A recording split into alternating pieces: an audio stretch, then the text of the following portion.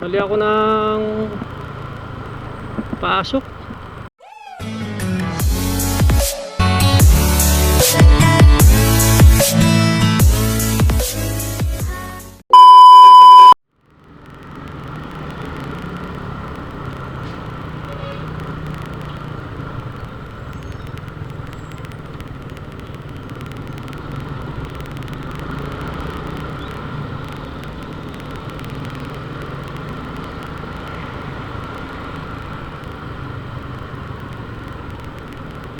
Kaya pag nandito kayo sa Maynila, sa EDSA or sa Rojas, iwasan natin yung bike lane. Doon tayo sa motorcycle lane lang para walang maging problema, diba? Kaya kung talaga nagmamadali ka at kailangan mong gamitin yung lane ng bike lane, make sure na hindi ka maagrabyado.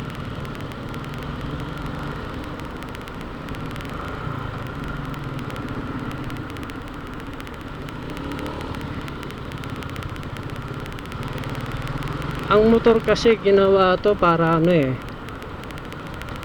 makapag-travel ka lang mabilis.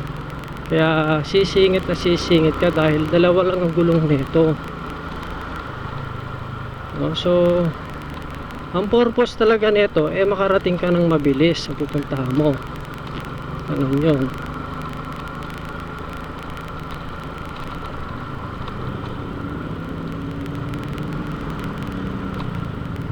Ako, nakasagi pa yata yung motor.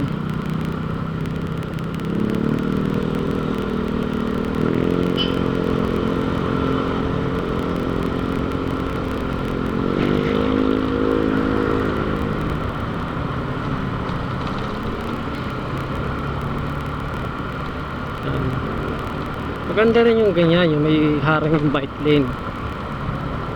Kaya lang yung iba sinasabi delikado nga daw.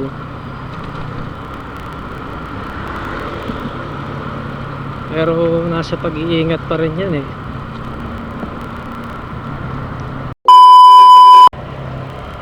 Mali ako ng pasok.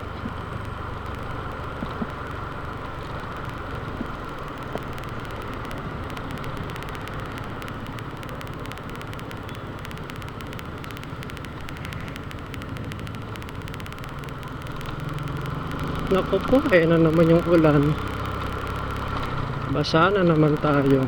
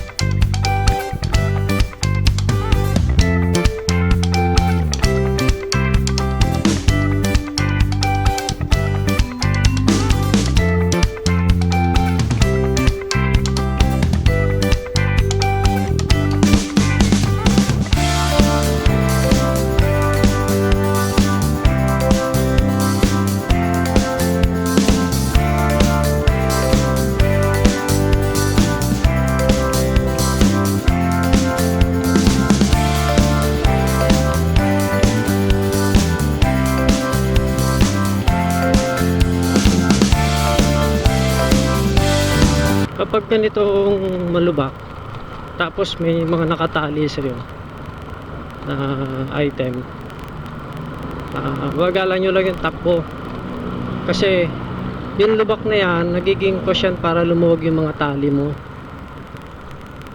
para maging cause ng pagkahulog ng item, mga ganon.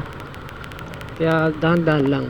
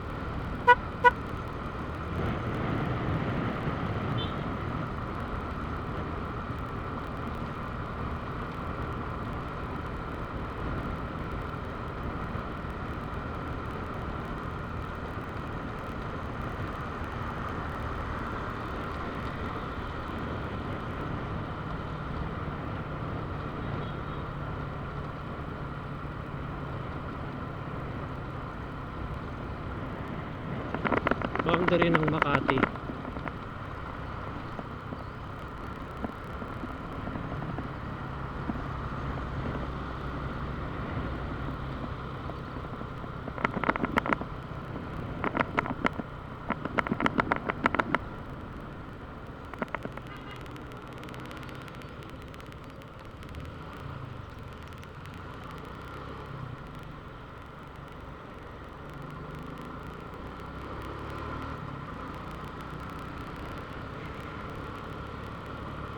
Dati nung unang daan ko dito, siguro nakadalawang ikot ako dito sa elevated U-turn na to. Akala ko nung una parang ano lang, wala lang. Yung pala, kailangan mo mag U-turn dito para makarating ka dun sa pupunta mo sa kabila. Tulad nito, pupuntahan natin yung kabilang lane.